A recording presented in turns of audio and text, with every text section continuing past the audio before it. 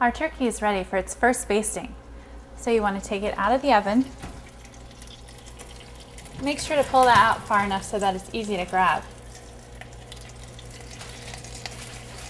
Carefully take it out and place it on the nearest countertop. You want to close the oven back up so that the oven's not losing any heat while you're basting your turkey. The foil doesn't get too hot, so you should be able to remove it with your hands. Now for our first basting, we're going to use some more butter.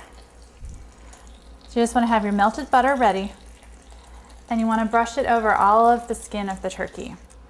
Now you want to make sure to get as much of the turkey skin covered as possible with the melted butter. This will help to make sure that the turkey browns evenly. At this time also, you want to check, see if there are any juices in the bottom of the pan. If you're planning on making gravy, you'll want to put some water in the bottom so that the pan doesn't burn